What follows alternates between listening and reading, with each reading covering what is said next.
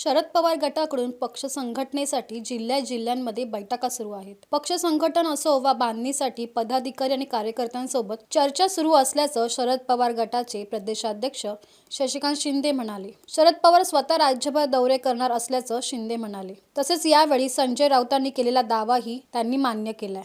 नेमकं काय म्हणाले शशिकांत शिंदे पाहूया. गेल्या 2 ते 3 दिवसांपासून पक्षाच्या संघटनात्मक बैठका सुरू आहेत. विदर्भ झालं, मराठवाडा झालं. आजची बैठक कोणत्या विभागाची होणार आहे आणि कशा पद्धतीने या सगळ्या बैठका होतात आहेत आणि या सगळ्या जिल्हा-वाईज तुम्ही बैठका घेतात. या बैठकीमध्ये प्रत्यक्षात निर्णय काय काय घेतात आणि संघटनात्मक बदल कोणत्या पातळीवरती तुम्ही करणार आहात आणि कोणाकोणाची नेमणूक केला. आज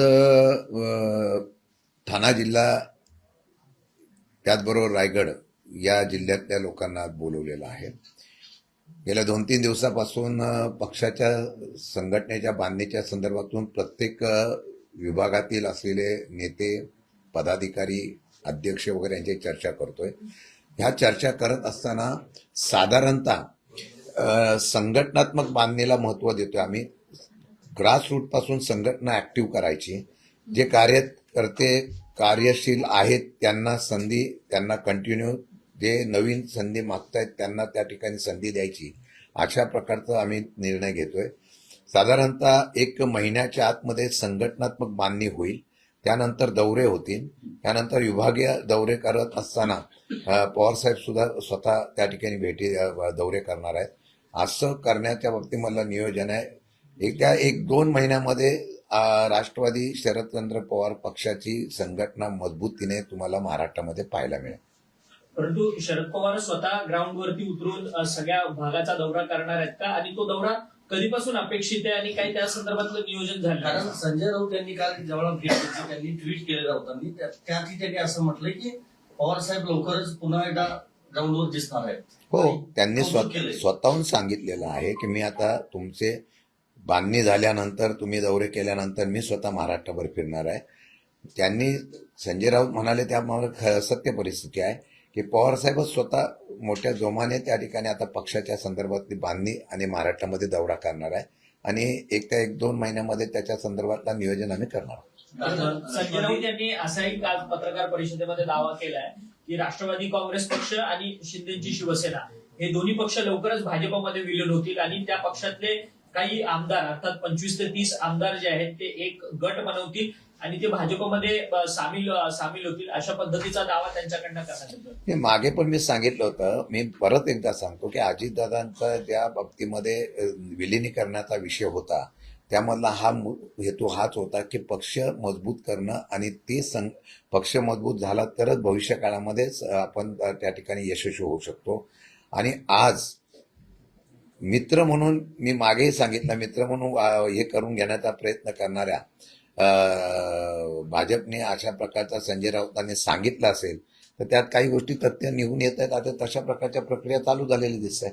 परंतु तुम्हाला वाटतं का, तुम्ही संजय राऊतांच्या दाव्याला दुजोरा करताय, परंतु आताच्या राजकीय घडामोडींमध्ये अशी शक्यता आहे का की 25 ते 30 आमदार फुटून एक गट निर्माण होऊन तो भाजप? आजच्या घडीला मला वाटत नाही तसं काही असेल.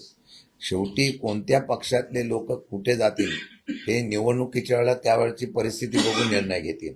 काही आमदार त्या बाजूने जातील याच्या बाबतीमधली शक्यता नाकारता येत नाही. पण सध्या परिस्थिती तशी परिस्थिती होईल असं मला वाटतं. तुमच्या संपर्कात काही आमदार आहेत? मी आमची संघटनेवर महत्व देतोय. आता कोण कुठल्या संपर्कात आहे, आपल्या संपर्कात कोण आहे याला मी महत्व देणार. राष्ट्रवादी काँग्रेस पक्षामध्ये फूट पडते की काय, अशी एकंदरीत शंका किंवा परिस्थिती निर्माण झालेली आहे. सुनेत्रा पवार, डीसीएम सुनेत्रा पवार यांच्या पत्रानंतर मोठी खळबळ पाहायला मिळते. शेवटी राष्ट्रीय अध्यक्ष त्या आहेत, त्या सर्व आहेत आता पक्षाच्या. त्यांनी काय निर्णय घेतला त्यांच्या पक्षाचा तो त्यांचा अधिकार आहे. त्यामुळे त्या पक्षामध्ये त्याच्या घेतलेल्या निर्णयामुळे काय त्या ठिकाणी अंतर्गत त्यांच्यामध्ये काय मतभेद असतील याची मला कल्पना नाही. खरं म्हटलं तर त्यांनी घेतलेला निर्णय हा त्यांच्या संदर्भामध्ये त्यांनी घेतलेला निर्णय तो त्यांनी घेतलेला आहे. पण त्याच्याबद्दल मी बोलणं योग्य ठरणार. परंतु त्यांचं पत्र निवडणूक आयोगात जे गेलेलं आहे आता 10 मार्चचं पत्र, त्या 10 मार्चच्या पत्रामध्ये खरं तर सुनेत्रा पवार ह्या राष्ट्रीय अध्यक्ष आणि शिवाजी गर्जे हे ट्रेजरर अर्थात खजिनदार ह्या दोनच नावांच्या पुढे पद आपल्याला पाहायला मिळतात.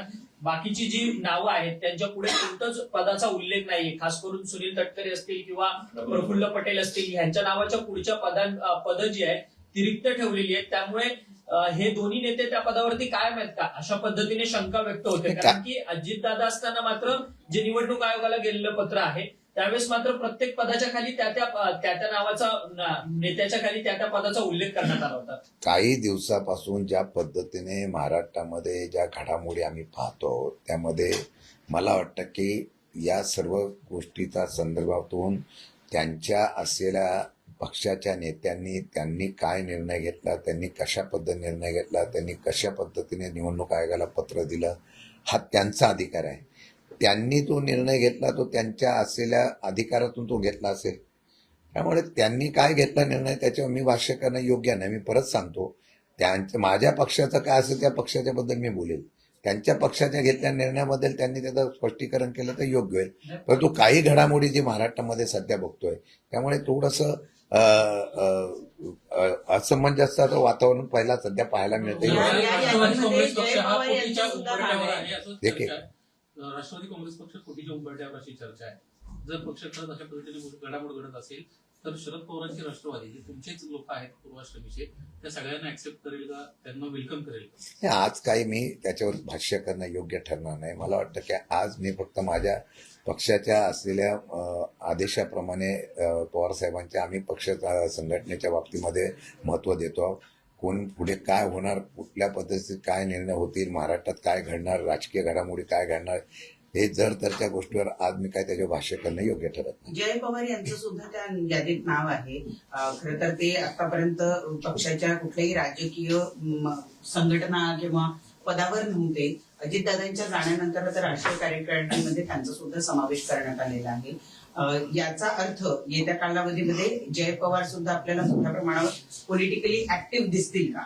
असं त्यांनी जय पवारांना राष्ट्रीय कार्यकारिणीमध्ये घेतला असेल तर त्यांच्या पक्षाने घेतला निर्णय आणि त्यांनी राजकारणामध्ये आले तर त्याला अडचण काय असेल, त्यांनी त्यांचं कर्तृत्व दाखव. तटकरे आणि प्रफुल्ल पटेल यांच्याबद्दल जी नाराजी होती यांची एक मीटिंग झाली 2 दिवसांपूर्वी मुंबईमध्ये. त्यामध्ये ठरलं की सुनेत्रा वहिनींना जाऊन भेटायचं. सुनेत्रा वहिनींनी नाराजी व्यक्त केली. जे निवडणूक आयोगाला पत्र दिलं होतं की कार्याध्यक्षालाही अधिकार द्या, या सगळ्याबद्दल एक नाराजी पाहायला मिळते. त्यांनी त्यांची अंतर्गत बैठक काय झाली, त्यांची सुनेत्रा वहिनींना त्यांनी काय म्हणालं काय नाही, शेवटी सुप्रीमो जो असतो तो राष्ट्रीय अध्यक्ष असतो. राष्ट्रीय अध्यक्षांनी जो काही निर्णय घेतलेला असेल तो त्यांचा निर्णय आहे. मला वाटतं त्यांनी काही विचार करून निर्णय घेतला असेल तर त्यांना माहिती. त्याच्या बाबतीमध्ये ते पक्षात बैठक करतील, त्याच्यावर चर्चा करतील आणि त्याच्या चर्चा झाल्यानंतर ते सांगतील काय कशासाठी मी हा निर्णय घेतला काय नाही घेतला. परंतु सुनील तटकरे आणि प्रफुल्ल पटेल यांनी सुनेत्रा पवारांना फसवलं का? कारण की ज्या पद्धतीने त्यांच्या संविधानामधली ही सगळी बदलाचं पत्र असेल त्याच्यानंतर सुनेत्रा पवारांनी ईसीआयला दिलेलं इलेक्शन कमिशन या बाबतीमध्ये मी काही सांगणार नाही. ज्या बाबतीमध्ये माझा संबंध नाही, माझ्या पक्षाचा संबंध नाही, त्या बाबतीमध्ये मी खुलासा करणं योग्य ठरणार नाही. हा विषय तुम्ही त्यांना विचारला तर बरं होईल. परंतु अजितदादांना पण मृत्यूनंतर त्यांना खोटं पाडण्याचं हा सगळा प्रकार आहे का? कारण की विलिनीकरणाची गोष्ट आमच्यापर्यंत अजित पवारांनी सांगितलीच नाही असं वारंवार दावा करणारे सुनील तटकरे मात्र एका चॅनलच्या मुलाखतीमध्ये बोलतात की अजित पवारांनी आम्हाला ही गोष्ट सांगितलेली होती. मी ठामपणाने सांगितलं ना, जी चर्चा झाली होती ती झालीच होती, त्याला मी पण साक्षीदार होतो आणि ह्या चर्चेमध्ये जे काही ठरलं होतं ते पण ठरलं होतं. आता कालांतराने त्यांनी सांगितलं की ही चर्चा झाली होती. पहिले कोण नाही म्हणत होते काही लोक, आता म्हणतात की ती झाली होती. तर मला वाटतं की त्याचं सत्य त्यांनी सांगितलेलं आहे.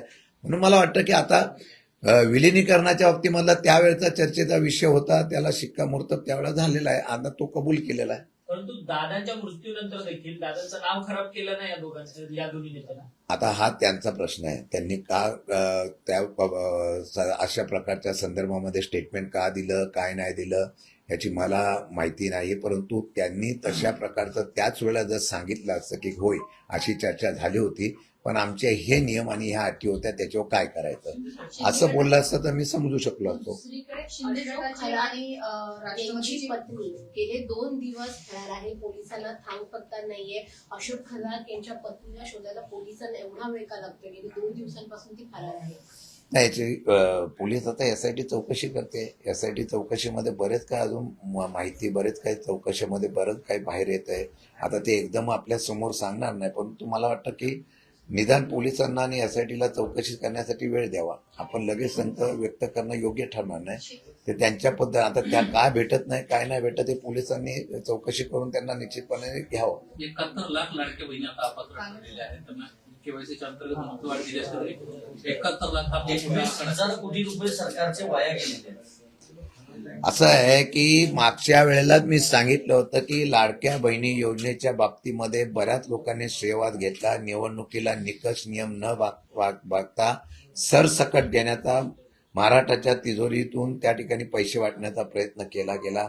आता त्याला जो आर्थिक बोजा या लाडक्या बहिणीच्या माध्यमातून पडायला लागला, त्याला आता कुठेतरी कट केला पाहिजे म्हणून रोज नियम, निकष, निधी अशा प्रकारचे निर्णय घेतले गेले आणि ते 71 लाख महिला भगिनी आमच्या ज्या आहेत त्यापासून त्या वंचित करण्याचा प्रयत्न होत आहे. आम्ही त्याही वेळेला सांगत होतो की हे सरकार फक्त मतासाठी राजकारण करतं, आमच्या लाडक्या बहिणींना सुद्धा फसवतंय. म्हणून या असलेल्या विषयाच्या संदर्भातून मग आमचा प्रश्न उलटा असा आहे, मग 71 लाख बहिणींना तुम्ही ज्या ठिकाणी आता अपात्र केलेलं आहे, ह्याच्या पूर्वी जे पैसे वाटले होते त्याची वसुली आता कोणाकडून करणार? ते राज्य सरकारच्या जनतेचे पैसे आपण फक्त मतासाठी जर वापरले असतील आणि तशा प्रकारचं वाटप केलं असेल तर ते पैसे वसूल आता त्या खात्याकडून करणं गरजेचं आहे.